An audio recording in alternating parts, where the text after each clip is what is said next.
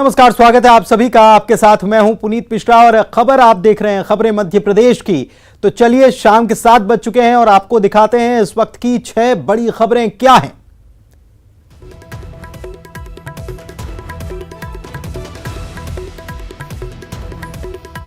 और इधर भोपाल से सबसे पहले बड़ी खबर आपको बताते हैं। एमपी में बड़ी प्रशासनिक सर्जरी एक बार फिर से की गई है। राज्य प्रशासनिक सेवा के 56 अधिकारियों के तबादले कर दिए गए। कई जिलों के जॉइंट कलेक्टर्स का तबादला हुआ है, कई जिलों के डिप्टी कलेक्टर का भी तबादला किया गया। तो यह बड़ी खबर भोपाल से आपको बता रहे हैं कि एक बार फिर से बड़ी प्रशासनिक सर्जरी सरकार की तरफ से की गई है और राज्य प्रशासनिक सेवा के 56 अधिकारियों के तबादले किए गए हैं। कई जिलों के जॉइंट कलेक्टर्स का तबादला हुआ है और कई जिलों के डिप्टी कलेक्टर्स का भी तबादला किया गया है।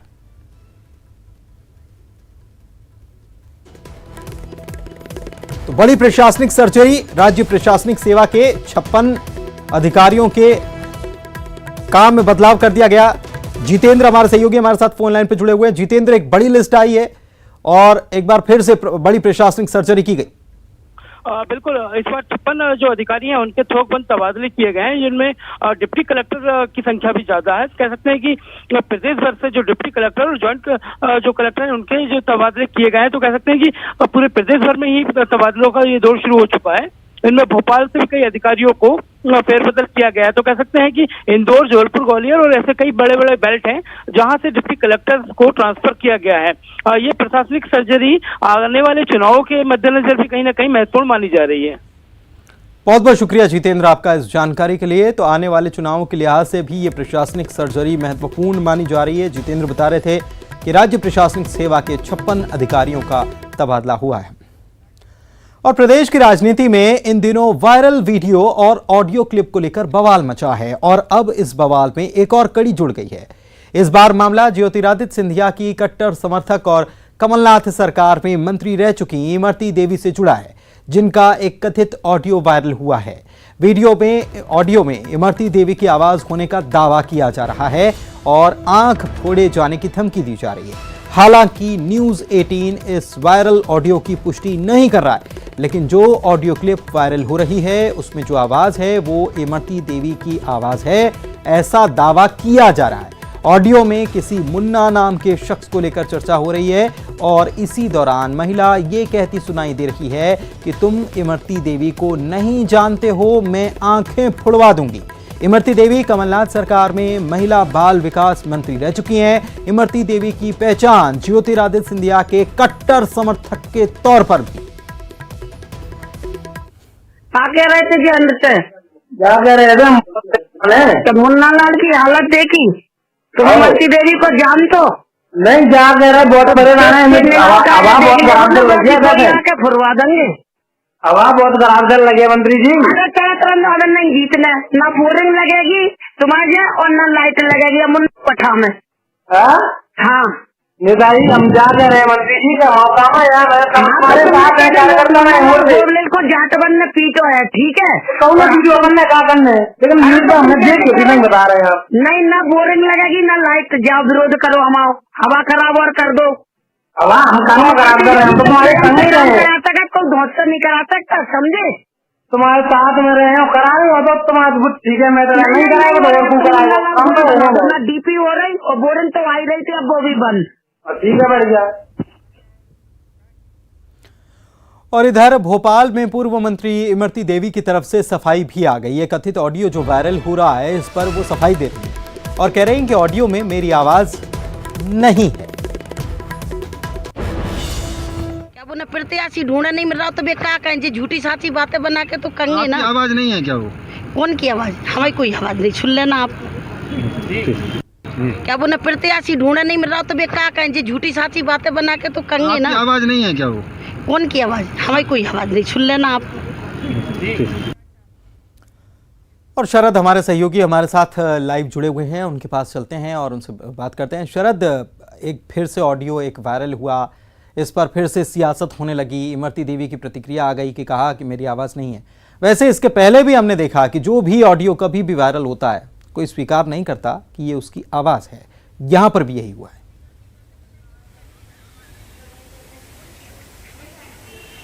देखिए, आपने बिल्कुल सही कहा है कि कभी भी कोई नेता इस तरीके से स्वीकार नहीं किया करता कि उसकी ओर से ये ऐसे शब्दों का इस्तेमाल किया गया है। लेकिन निश्चित ही जो ऑडियो वायरल हो रहा है, और आपने जो बात भी कही वो भी सही है, इससे पहले भी कुछ ऑडियो वायरल हुए, वो सिंधिया से जुड़े हुए थे, खुद मुख्यमंत्री से जुड़े हुए थे, और उनको लेकर भी काफ़ी जो सियासी बवाल है वो मचा है। लेकिन इमरती देवी का जो ऑडियो वायरल हुआ है उसको लेकर दो तरीके की बातें सबसे ज़्यादा खड़ी होती हैं। एक तो ये, एक बार को ये मान भी लिया जाए कि ये उनका कहना है कि उनकी आवाज़ नहीं है, लेकिन उनकी जो ऑडियो सुनाई दे रहा है उसमें काफ़ी हद तक उनकी आवाज़ उसी ऑडियो से मेल खाती है। हालांकि न्यूज़ 18 इस ऑडियो की पुष्टि नहीं करता, लेकिन सवाल ये है कि क्या जनप्रतिनिधियों को इस तरीके की भाषा इस्तेमाल करनी चाहिए किसी भी व्यक्ति से बात करते हुए, चाहे वो उसका समर्थक हो या फिर समर्थक ना भी हो। हालांकि जो ऑडियो में दूसरा शख्स है उसकी भाषा भी कहीं ना कहीं ठीक नहीं कही जा सकती, जो जिस टोन में वो बात कर रहा है ऑडियो में। लेकिन उससे ज़्यादा बड़ी बात जनप्रतिनिधियों को लेकर है, जो मंत्री रहे हैं उनको लेकर है कि क्या उन्हें ऐसी भाषा का इस्तेमाल करना चाहिए किसी भी व्यक्ति से फ़ोन पर बात करते हुए। तो निश्चित ही अब इससे कई सारे सवाल खड़े होंगे, हो भी रहे हैं। कांग्रेस ने कई तरीके के आरोप लगाए हैं कि ये जनप्रतिनिधियों का जो व्यवहार है, जो बीजेपी में चले गए हैं या बीजेपी में आ चुके हैं, उनका इस तरीके का है। और निश्चित ही जब आने वाला जो चुनाव होगा उपचुनाव के दौरान, तो इस तरीके के जो ऑडियो अभी वायरल हो रहे हैं विपक्ष यानी कि कांग्रेस की ओर से, इनको भुनाने की कोशिश की जाएगी और सवाल अभी से इस पर खड़े किए जाने लगे हैं। बिल्कुल शरद, और वैसे भी कोरोना काल में ज़मीन पर उतरने से ज़्यादा सोशल नेटवर्किंग के ज़रिए अपनी पैठ बनाने की कोशिश चल रही है, तो शायद ऐसे में सोचा जा रहा हो कि ऐसे ऑडियो का इस्तेमाल क्यों ना कर लिया जाए। आप हमारे साथ बने रहिए। इंदौर में केंद्रीय मंत्री नरेंद्र सिंह तोमर के जन्मदिन के मौके पर पूर्व विधायक सुदर्शन गुप्ता ने राशन बांटने के लिए भीड़ इकट्ठी कर ली, लेकिन भीषण गर्मी की वजह से भीड़ बेकाबू हो गई और राशन की लूटपाट मच गई। इंदौर में कोरोना संक्रमण के मामले में सूबे में सबसे ज्यादा है कोरोना संक्रमण के मामले, लेकिन इतनी बड़ी भीड़ एक जगह इकट्ठा हो गई, न मास्क था न सोशल डिस्टेंसिंग, यहां पर सिर्फ हंगामा मचा। ये तस्वीर कमला नेहरू कॉलोनी की है, जहां पर कोरोना के 3 हॉट स्पॉट हैं। इस मामले में कांग्रेस ने अब पुलिस में शिकायत की है और सुदर्शन गुप्ता के खिलाफ केस दर्ज करने की मांग की गई। अरुण हमारे सहयोगी हमारे साथ फोन लाइन पर जुड़े हुए हैं, उनसे बात करते हैं। अरुण, कुछ दिन पहले ऐसे ही राशन सामग्री बांटते हुए दिग्विजय सिंह का बैरागढ़ की तस्वीर याद है, और तब बीजेपी बड़ी हमलावर हुई थी कि ये कोरोना फैलाने के लिए ये सब कर रहे हैं क्या, दिग्विजय सिंह जवाब दें। लेकिन अब बीजेपी क्या जवाब देगी जब ये तस्वीरें इंदौर से, जो सबसे बड़ा कोरोना का अगर कहा जाए कि कोरोना के सबसे ज्यादा मामले यहां पर सामने आ रहे हैं, ये बड़ा हैरान कर दे रहा है इंदौर से ये तस्वीर देखकर। बिल्कुल, देखिए इसी तरह की नादानियां इंदौर में हो रही है, खासतौर से जो जिम्मेदार लोग इस तरह की नादानी करते हैं। जब सुदर्शन गुप्ता जो बीजेपी के प्रदेश उपाध्यक्ष हैं, पूर्व विधायक रहे हैं, उन्होंने 2000 से ज्यादा परिवारों की भीड़ जुटा ली और उसको वो मैनेज नहीं कर पाए। यही कारण था कि भीड़ बेकाबू हो गई और उन्होंने, हालांकि केंद्रीय मंत्री नरेंद्र सिंह तोमर का आज जन्मदिन था और उसमें अपनी राजनीति चमकाने के लिए, नेताजी का अपना खास बताने के लिए, नरेंद्र सिंह तोमर को अपना खास बताने के लिए सुदर्शन गुप्ता ने हजारों लोगों की जिंदगियों को संकट में डाल दिया। इंदौर कोरोना का हॉटस्पॉट बना हुआ है, रेड जोन है।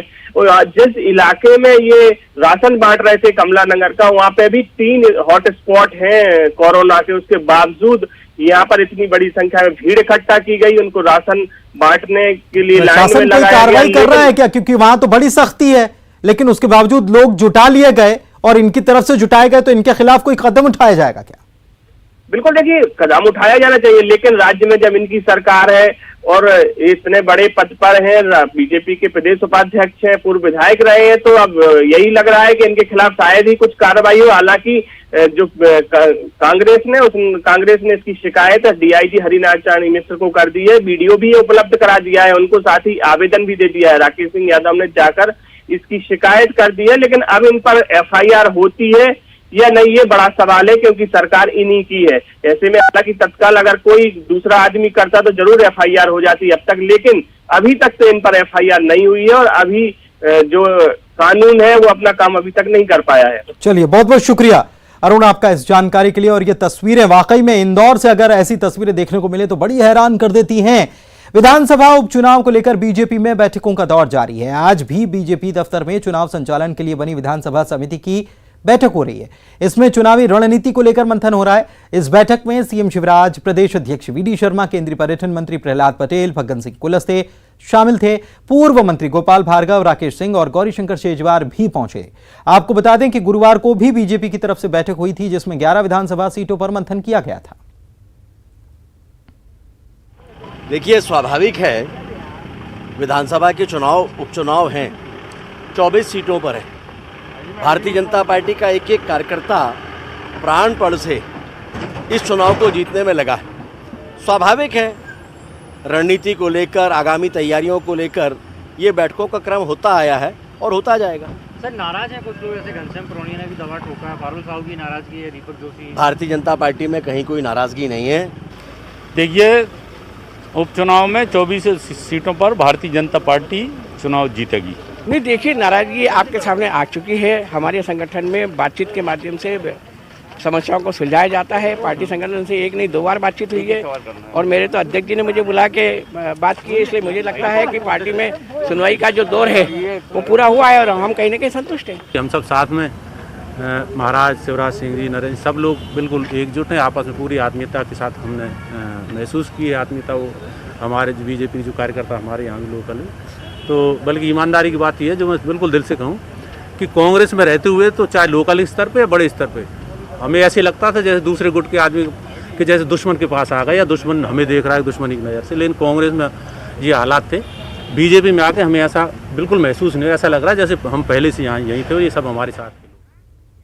शरद हमारे सहयोगी हमारे साथ जुड़े हुए हैं भोपाल से, उनके पास चलते हैं। शरद, कल भी मंथन हुआ, आज भी मंथन हुआ, और मंथन जब होता है तो उसमें से अमृत तो निकलता ही है, लेकिन साथ में विष भी निकलता है। इस मंथन में क्या कहना है?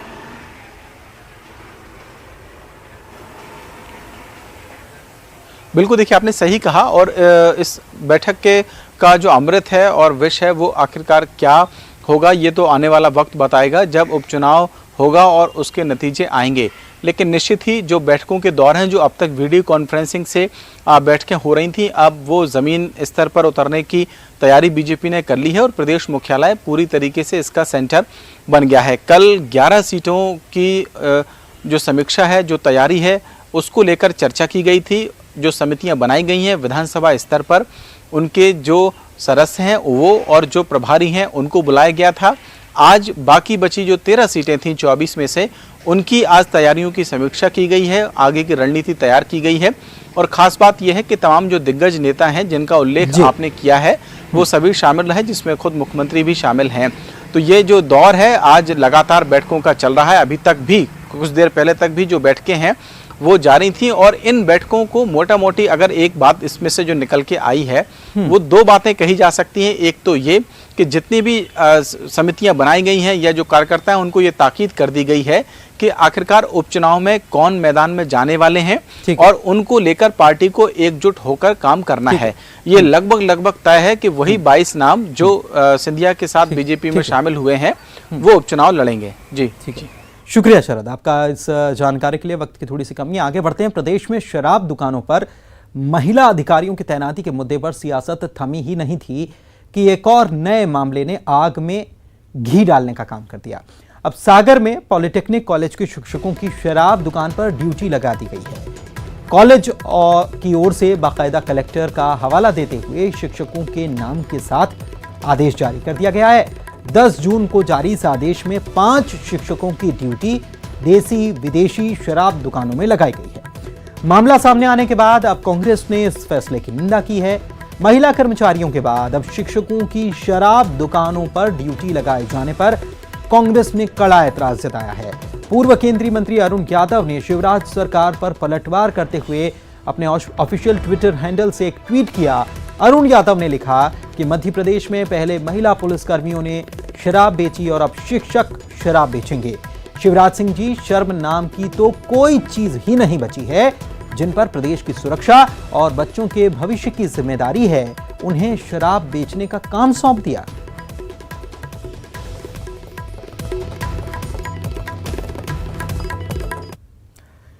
इधर सीएम शिवराज के कांग्रेस की सरकार गिराने के ऑडियो वायरल होने पर सियासत और भी तेज हो रही है। कमलनाथ सरकार गिराने के विरोध में कांग्रेस नेताओं ने प्रदेश के कई जिलों में प्रदर्शन किया, विरोध किया।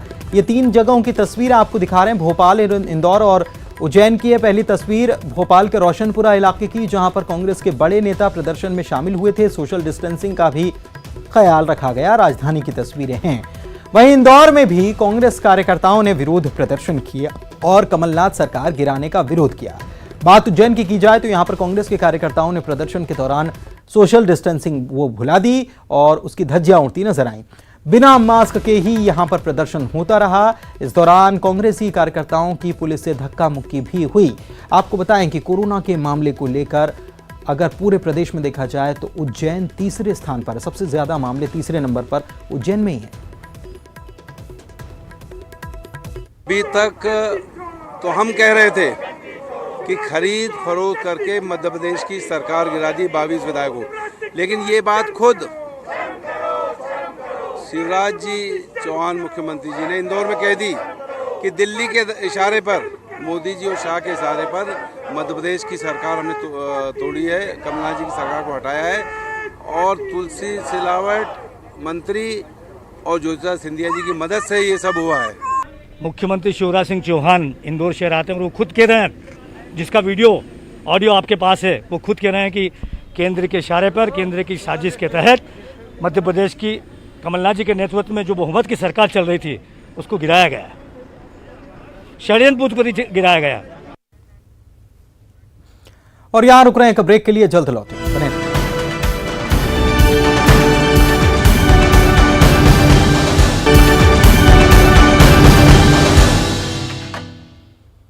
ब्रेक के बाद आपका स्वागत है। लॉकडाउन के बाद आज पहली बार जीएसटी काउंसिल की बैठक हुई। जीएसटी काउंसिल की ये 40वीं बैठक है, जिसमें वित्त मंत्री निर्मला सीतारमण वीडियो कॉन्फ्रेंसिंग के जरिए शामिल हुई थी। बैठक के बाद वित्त मंत्री ने कहा कि जुलाई 2017 से जनवरी 2020 तक जिन्होंने GSTR 3B रिटर्न फाइल नहीं किया है और उन पर 0 रिटर्न बनता है तो उन्हें लेट फीस नहीं देना होगा। बैठक में छोटी कंपनियों को राहत देते हुए देरी से जीएसटी रिटर्न दाखिल करने पर ब्याज को घटाकर आधा कर दिया गया है। ऐसी कंपनियों को लेट से जीएसटी फाइल करने पर 9% की दर से ब्याज देना होगा। वहीं मई से जुलाई के बीच जीएसटी रिटर्न दाखिल करते समय देरी से शुल्क नहीं लगेगा। एमपी सरकार की ओर से भी इस बैठक में मुद्दा उठाया गया। नरोत्तम मिश्रा ने मेडिकल उपकरणों पर जीएसटी की दर को कम करने की मांग की। वहीं उन्होंने जीएसटी की 1386 करोड़ रुपए की राशि देने पर केंद्र का आभार भी जताया।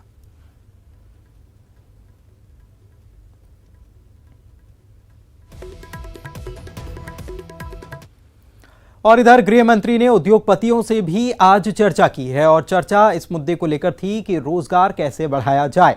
रोजगार बढ़ाने को लेकर उनसे बातचीत की गई। मौजूदा हालात में ज्यादा से ज्यादा रोजगार को प्राथमिकता कैसे दी जाए, रोजगार के मौके बढ़ाने पर इनके बीच चर्चा हुई है और उद्योगपति अब ज्यादा रोजगार देने की कोशिश करेंगे।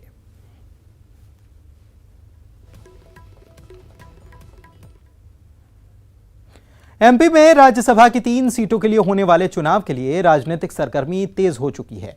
बीजेपी उम्मीदवार सिंधिया की तबीयत नासाज होने के बाद कांग्रेस ने अपनी सक्रियता बढ़ा दी है। दिग्विजय सिंह के साथ ही कांग्रेस के दूसरे उम्मीदवार फूल सिंह बरैया ने समाजवादी पार्टी, बहुजन समाज पार्टी और निर्दलीय विधायकों से संपर्क साधना शुरू कर दिया है। कांग्रेस उम्मीदवार फूल सिंह बरैया ने राज्यसभा चुनाव में जीत का दावा कर बीजेपी की धड़कनें बढ़ा दी हैं। आपको बता दें कि बीजेपी ने राज्यसभा के 3 सीटों के लिए 2 उम्मीदवार मैदान में उतारे हैं, तो कांग्रेस ने 2 उम्मीदवारों को राज्यसभा के चुनावी रण में उतारा है। विधानसभा के मौजूदा गणित के मुताबिक राज्यसभा की 2 सीट बीजेपी और 1 सीट कांग्रेस को मिलना तय माना जा रहा है, लेकिन कांग्रेस ने दूसरी सीट पर कब्जा जमाने के लिए अपनी सक्रियता बढ़ा दी है।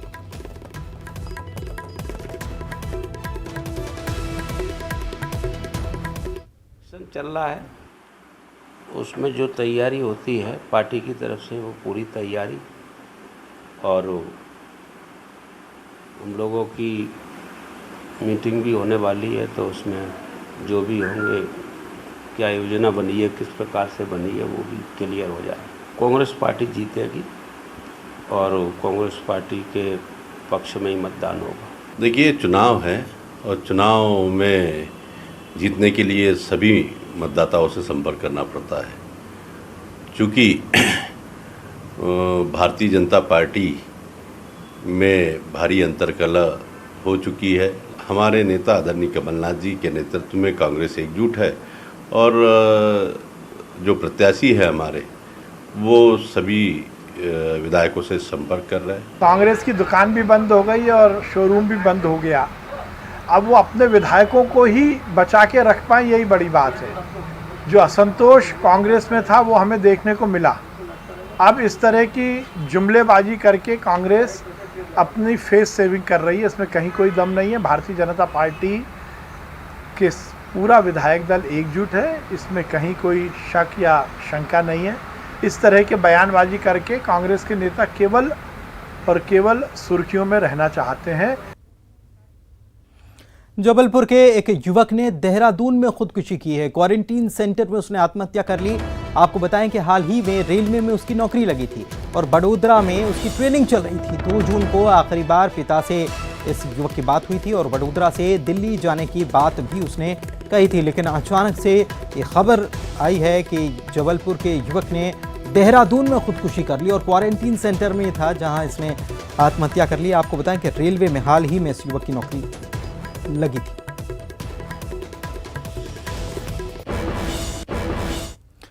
और इस बुलेटिन में फिलहाल इतना ही। वक्त एक ब्रेक का है।